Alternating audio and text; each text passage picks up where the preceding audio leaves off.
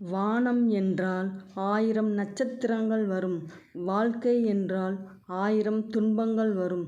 சூரியன் வந்தால் நட்சத்திரங்கள் மறைவது போல தன்னம்பிக்கை இருந்தால் துன்பங்கள் அனைத்தும் மறந்து போகும். வானத்தில் 1000 நட்சத்திரங்கள் இருக்கும். ஆனால் சூரியன் வந்துச்சுன்னா அந்த நட்சத்திரம் எல்லாமே மறைஞ்சிரும். அந்த நட்சத்திரம் எல்லாம் மறைஞ்சிரும். அதே மாதிரி உங்கள் வாழ்க்கையிலும் 1000 துன்பங்கள் இருக்கும். அந்த துன்பங்களை எல்லாம் நீங்கள் கடந்து வரணுன்னா உங்கள்கிட்ட தன்னம்பிக்கை இருக்கணும். நீங்கள் எல்லாருமே தன்னம்பிக்கையாக படிக்கணும். வெல்கம் டு தன்னம்பிக்கை டிஎன்பிஎஸ்சி. நம்ம லாஸ்ட் வீடியோவில் ஜிகே யூனிட் 4 இந்திய ஆட்சியியல் 10ஆம் வகுப்பு பாடம் 2 மத்திய அரசில் ஒரு 15 கொஸ்டின் பார்த்தோம். இப்போ இந்த வீடியோவில் பேலன்ஸ் கொஸ்டின் மத்திய அரசில் ஒரு 15 கொஸ்டின் பார்க்கலாம். வாங்க வீடியோக்குள்ளே போகலாம். வீடியோக்குள்ளே போக முன்னாடி ஏற்கனவே நான் ஒன்று சொல்வேன்ல, அதை சொல்லிவிட்டு நம்ம வீடியோக்குள்ளே போயிடலாம். நீங்கள் இப்போ எனக்காக என்ன பண்ணுறீங்கன்னா 2027 நான் ஒரு அரசு அதிகாரி அப்படின்னு கமெண்டில் எல்லோரும் அடிங்க. ஓகேங்களா? இப்போ நம்ம வீடியோக்குள்ளே போகலாம். இந்திய குடியரசுத் தலைவருக்கு உதவி புரியவும் ஆலோசனை வழங்கவும் பிரதமரின் தலைமையிலான அமைச்சரவை ஒன்று இருக்கும் என கூறும் சரத்து எது? சரத்து 74. இந்திய குடியரசுத் தலைவருக்கு உதவி புரியவும் ஆலோசனை வழங்கவும் பிரதமரின் தலைமையிலான அமைச்சரவை ஒன்று இருக்கும் என கூறும் சரத்து எது? சரத்து 74. பிரதம அமைச்சரின் கடமைகள் பற்றி கூறும் சரத்து எது? சரத்து 78. பிரதம அமைச்சரின் கடமைகள் பற்றி கூறும் சரத்து எது? சரத்து 78. இந்தியாவின் முதல் பிரதமர் யார்? ஜவஹர்லால் நேரு. அவர் எந்த வருஷத்துலேருந்து எந்த வருஷம் வரைக்கும் இருந்தாருன்னா 1947லேருந்து 1964 வரைக்கும். இந்தியாவின் முதல் பிரதமர் யார்? ஜவஹர்லால் நேரு. எந்த வருஷத்துலேருந்து எந்த வருஷம் வரைக்கும் இருந்தார்? 1947லேருந்து 1964 வரைக்கும். இந்தியாவின் முதல் துணை பிரதமர் யார்? சர்தார் வல்லபாய் படேல். இந்தியாவின் முதல் துணை பிரதமர் யார்? சர்தார் வல்லபாய் படேல். காமன்வெல்த் அணிசேரா நாடுகளின் உச்சி மாநாடு, சார்க் நாடுகளின் மாநாடு ஆகியவற்றில் இந்திய பிரதிநிதியாக பங்கேற்பவர் யார்? பிரதமர். காமன்வெல்த் அணிசேரா நாடுகளின் உச்சி மாநாடு, சார்க் நாடுகளின் மாநாடு ஆகியவற்றில் இந்திய பிரதிநிதியாக பங்கேற்பவர் யார்? பிரதமர். பிரதம அமைச்சர் மற்றும் மற்ற அமைச்சர்களை நியமிப்பவர் யார்? குடியரசுத் தலைவர். பிரதம அமைச்சர் மற்றும் மற்ற அமைச்சர்களை நியமிப்பவர் யார்? குடியரசுத் தலைவர். ஒட்டுமொத்த மக்களவை உறுப்பினர்களில் அமைச்சரவை உறுப்பினர்கள் எண்ணிக்கை எத்தனை சதவீதம் மிகாமல் இருக்க வேண்டும்? 15%. ஒட்டுமொத்த மக்களவை உறுப்பினர்களில் அமைச்சரவை உறுப்பினர்கள் எண்ணிக்கை எத்தனை சதவீதம் மிகாமல் இருக்க வேண்டும்? 15%. மத்திய அமைச்சர்களின் வகைகள் எத்தனை? 3. அது 1 கேபினட் அமைச்சர், 2 இராஜாங்க அமைச்சர், 3 இணை அமைச்சர். மத்திய அமைச்சர்களின் வகைகள் 3. 1 கேபினட் அமைச்சர், 2 இராஜாங்க அமைச்சர், 3 இணை அமைச்சர். இந்திய நாடாளுமன்றத்தின் சரத்துக்கள் 79 முதல் 122 வரை. இந்திய நாடாளுமன்றத்தின் சரத்துக்கள் 79 முதல் 122 வரை. இந்திய நாடாளுமன்றத்தின் 3 பகுதிகள் எவை? குடியரசுத் தலைவர், ராஜ்யசபா, லோக்சபா. இந்திய நாடாளுமன்றத்தின் 3 பகுதிகள் எவை? குடியரசுத் தலைவர், ராஜ்யசபா, லோக்சபா. மாநிலங்களவை பற்றி கூறும் சரத்து எது? சரத்து 80. மாநிலங்களவை பற்றி கூறும் சரத்து எது? சரத்து 80.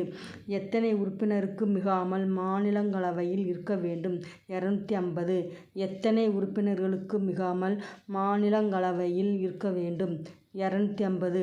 மாநிலங்களவை உறுப்பினராக குறைந்தபட்ச வயது என்ன? 30.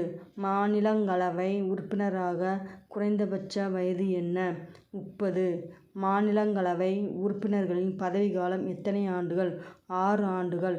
மாநிலங்களவை உறுப்பினர்களின் பதவிக்காலம் எத்தனை ஆண்டுகள்? 6 ஆண்டுகள். மாநிலங்களவையில் 2 ஆண்டுகளுக்கு ஒருமுறை ஓய்வு பெறுவோர் விகிதம் எவ்வளவு? 1/3. மாநிலங்களவையில் 2 ஆண்டுகளுக்கு ஒருமுறை ஓய்வு பெறுவோர் விகிதம் எவ்வளவு? 1/3. நிரந்தரமான அமைப்பு எது? மாநிலங்களவை. நிரந்தரமான அமைப்பு எது? மாநிலங்களவை. குடியரசுத் தலைவராலும் கலைக்க முடியாத அவை எது? மாநிலங்களவை. குடியரசுத் தலைவராலும் கலைக்க முடியாத அவை எது? மாநிலங்களவை. மக்களவை பற்றி கூறும் சரத்து எது? சரத்து 81. மக்களவை பற்றி கூறும் சரத்து எது? சரத்து 81. மக்களவையில் அதிகபட்சமாக எவ்வளவு உறுப்பினர்கள் இருக்க வேண்டும்? 552. மக்களவையில் அதிகபட்சமாக எவ்வளவு உறுப்பினர்கள் இருக்க வேண்டும்? 552. மாநிலங்களில் உள்ள தொகுதிகளில் இருந்து நேரடியாக தேர்ந்தெடுக்கப்படும் உறுப்பினர்களின் எண்ணிக்கை 530. மாநிலங்களில் உள்ள தொகுதிகளில் இருந்து நேரடியாக தேர்ந்தெடுக்கப்படும் உறுப்பினர்கள் எண்ணிக்கை 530. யூனியன் பிரதேசங்களில் இருந்து நேரடியாக தேர்ந்தெடுக்கப்படும் உறுப்பினர்கள் எத்தனை? 20. யூனியன் பிரதேசங்களில் இருந்து நேரடியாக தேர்ந்தெடுக்கப்படும் உறுப்பினர்கள் எத்தனை? 20. ஆங்கிலோ இந்திய சமூகத்தைச் சார்ந்த எத்தனை உறுப்பினர்களை குடியரசுத் தலைவர் நியமனம் செய்யலாம்? 2 உறுப்பினர்கள். ஆங்கிலோ இந்திய சமூகத்தைச் சார்ந்த எத்தனை உறுப்பினர்களை குடியரசுத் தலைவர் நியமனம் செய்யலாம்? 2 உறுப்பினர்கள். 2020 எந்த சட்ட திருத்தத்தின்படி ஆங்கிலோ இந்தியன் இடஒதுக்கீடு நீக்கப்பட்டது? 104வது சட்ட திருத்தத்தின்படி. 2020 எந்த சட்ட திருத்தத்தின்படி ஆங்கிலோ இந்தியன் இடஒதுக்கீடு நீக்கப்பட்டது? 104 சட்ட திருத்தத்தின்படி. மக்களவையில் மட்டும் நிறைவேறக்கூடிய மசோதா நிதி மசோதா. மக்களவையில் மட்டும் நிறைவேறக்கூடிய மசோதா நிதி மசோதா. நிதி மசோதானாலும் பண மசோதானாலும் ஒன்று தான். மக்களவையில் மட்டும்தான் பண மசோதாவை நிறைவேற்ற முடியும். மக்களவை உறுப்பினர்கள் ஆவதற்கு குறைந்தபட்ச வயது எவ்வளவு? 25 வயது. மக்களவை உறுப்பினர்கள் ஆவதற்கு குறைந்தபட்ச வயது எவ்வளவு? 25 வயது. தமிழகத்தில் இருந்து லோக்சபாவிற்கு தேர்ந்தெடுக்கப்படும் உறுப்பினர்கள் எத்தனை? 39 உறுப்பினர்கள். தமிழகத்தில் இருந்து லோக்சபாவிற்கு தேர்ந்தெடுக்கப்படும் உறுப்பினர்கள் எத்தனை? 39 உறுப்பினர்கள். தமிழகத்தில் இருந்து ராஜ்யசபாவிற்கு தேர்ந்தெடுக்கப்படும் உறுப்பினர்கள் எத்தனை? 18 உறுப்பினர்கள். தமிழகத்தில் இருந்து ராஜ்யசபாவிற்கு தேர்ந்தெடுக்கப்படும் உறுப்பினர்கள் எத்தனை? 18 உறுப்பினர்கள். மக்களவை உறுப்பினர்களின் பதவி தகுதி நீக்கம் பற்றி குறிப்பிடும் சரத்து எது? சரத்து 102. 1985 52வது சட்டத்திருத்தம். மக்களவை உறுப்பினர்களின் பதவி தகுதி நீக்கம் பற்றி குறிப்பிடும் சரத்து எது? சரத்து 102. 1985 52வது சட்டத்திருத்தம். பண மசோதா பற்றி கூறும் சரத்து எது? சரத்து 110. பண மசோதா பற்றி கூறும் சரத்து எது? சரத்து 110. ஒரு மசோதா நிதி மசோதாவா சாதாரண மசோதாவா என தீர்மானிக்கும் அதிகாரம் படைத்தவர் யார்? சபாநாயகர். ஒரு மசோதா நிதி மசோதாவா சாதாரண மசோதாவா என தீர்மானிக்கும் அதிகாரம் படைத்தவர் யார்? சபாநாயகர். பண மசோதாவின் இறுதி தீர்மானத்தை எடுப்பவர் யார்? சபாநாயகர். பண மசோதாவின் இறுதி தீர்மானத்தை எடுப்பவர் யார்? சபாநாயகர். நாடாளுமன்றத்தில் ஒரு வருடத்தில் எத்தனை கூட்டத்தொடர் கூட்டப்படும்? 3. நாடாளுமன்றத்தில் ஒரு வருடத்தில் எத்தனை கூட்டத்தொடர் கூட்டப்படும்? 3. பட்ஜெட் கூட்டத்தொடரின் காலம் எப்பொழுது? பிப்ரவரி முதல் மே வரை. பட்ஜெட் கூட்டத்தொடர் எப்பயிலிருந்து எப்போ வரைக்கும் நடக்கும்? பிப்ரவரி முதல் மே வரைக்கும் நடக்கும். மழைக்கால கூட்டத்தொடர்னா ஜூலை முதல் செப்டம்பர் வரை. மழைக்கால கூட்டத்தொடர்னா ஜூலை முதல் செப்டம்பர் வரை. குளிர்கால கூட்டத்தொடர்னா நவம்பர் முதல் டிசம்பர் வரை. குளிர்கால கூட்டத்தொடர்னா நவம்பர் முதல் இங்கே டிசம்பர் வரைன்னு போடணும். சாரி, இங்கே டைப்பிங் மிஸ்டேக்ப்பா. நவம்பர் முதல் டிசம்பர் வரை. மாநிலங்களின் எல்லைகளை மாற்றி அமைக்கும் அதிகாரம் படைத்தவர் யார்? நாடாளுமன்றம். மாநிலங்களின் எல்லைகளை மாற்றி அமைக்கும் அதிகாரம் படைத்தவர் யார்? நாடாளுமன்றம். இந்திய அரசின் தலைமை வழக்கறிஞருக்கான சரத்து எது? சரத்து 76. இந்திய அரசின் தலைமை வழக்கறிஞருக்கான சரத்து எது? சரத்து 76. பாராளுமன்றத்தின் இரு அவையின் கூட்டத்திலோ அல்லது எந்த ஒரு கூட்டுக்குழு கூட்டத்திற்கு வாக்களிக்கும் உரிமையின்றி கலந்து கொள்பவர் யார்? தலைமை வழக்கறிஞர். பாராளுமன்றத்தின் இரு அவையின் கூட்டத்திலோ அல்லது எந்த ஒரு கூட்டுக்குழு கூட்டத்திற்கு வாக்களிக்கும் உரிமையின்றி கலந்து கொள்பவர் யார்? தலைமை வழக்கறிஞர். உச்ச நீதிமன்றத்தை பற்றி கூறும் சரத்து எது? 127 முதல் 147 வரை. உச்ச நீதிமன்றத்தை பற்றி கூறும் சரத்து எது? 124 முதல் 147 வரை. கூட்டாட்சி நீதிமன்றம் எந்த சட்டத்தின் கீழ் உருவாக்கப்பட்டது? இந்திய அரசு சட்டம் 1935. கூட்டாட்சி நீதிமன்றம் எந்த சட்டத்தின் கீழ் உருவாக்கப்பட்டது? இந்திய அரசு சட்டம் 1935. ஒரு தலைமை நீதிபதி மற்றும் 6 நீதிபதிகளை கொண்ட கூட்டாட்சி நீதிமன்றம் டெல்லியில் எந்த ஆண்டு நிறுவப்பட்டது? 1/4/1937. ஒரு தலைமை நீதிபதி மற்றும் 6 நீதிபதிகளை கொண்ட கூட்டாட்சி நீதிமன்றம் டெல்லியில் எந்த ஆண்டு நிறுவப்பட்டது? 1/4/1937. டெல்லியில் எந்த ஆண்டு இந்திய உச்ச நீதிமன்றம் துவங்கப்பட்டது?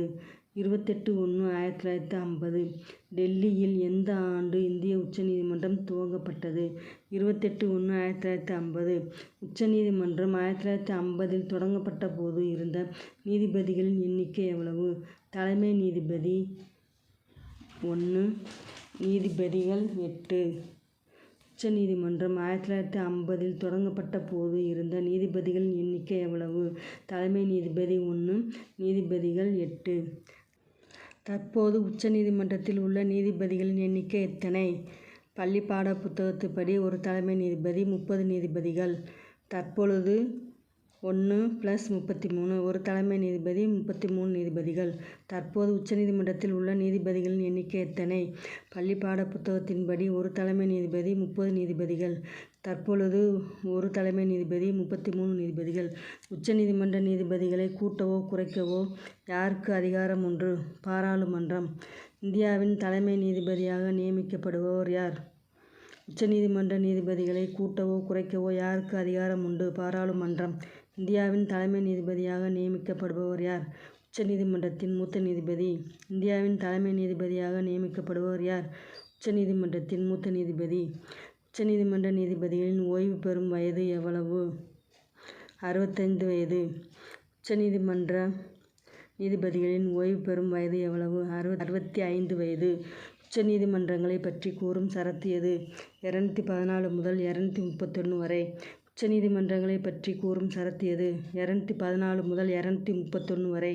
மாநில நீதித்துறையின் தலைமை நீதிமன்றம் உயர் நீதிமன்றம். மாநில நீதித்துறையின் தலைமை நீதிமன்றம் உயர் நீதிமன்றம். ஒவ்வொரு மாநிலத்திற்கும் ஒரு உயர் நீதிமன்றம் இருக்க வேண்டும் என கூறும் சரத்து எது? சரத்து 214. ஒவ்வொரு மாநிலத்துக்கும் ஒரு உயர் நீதிமன்றம் இருக்க வேண்டும் என கூறும் சரத்து எது? சரத்து 214.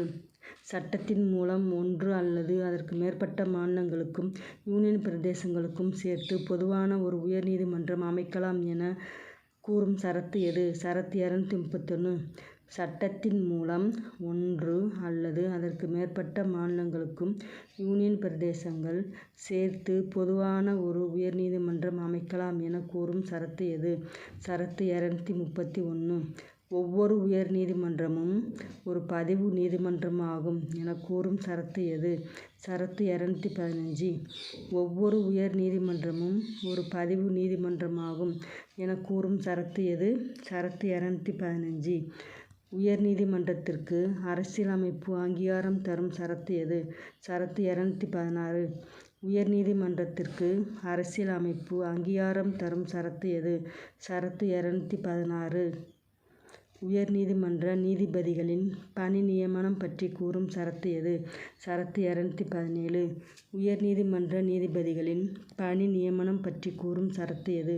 சரத்து 217. உயர் நீதிமன்ற நீதிபதிகளின் பதவி பிரமாணம் பற்றி கூறும் சரத்து எது?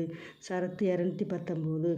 உயர் நீதிமன்ற நீதிபதிகளின் பதவி பிரமாணம் பற்றி கூறும் சரத்து எது? சரத்து 219. உயர் நீதிமன்ற நீதிபதி ஓய்வு பெறும் வயது என்ன? 62 வயது. உயர் நீதிமன்ற நீதிபதி ஓய்வு பெறும் வயது என்ன? 62 வயது.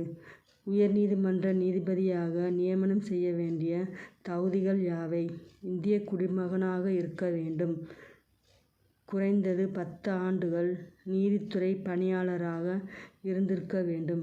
குறைந்தது 10 ஆண்டுகள் உச்ச நீதிமன்ற வழக்கறிஞராக பணியாற்றி இருக்க வேண்டும்.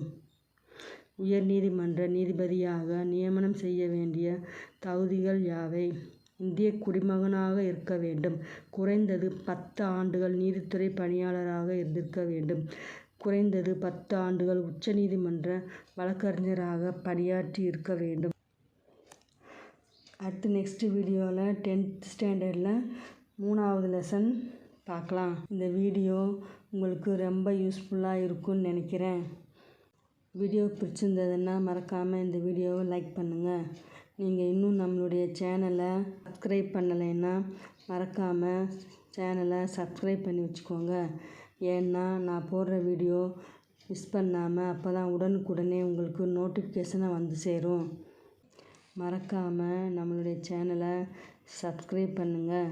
அதோட உங்கள் ஃப்ரெண்ட்ஸுக்கு ஷேர் பண்ணுங்கள். தேங்க்யூ.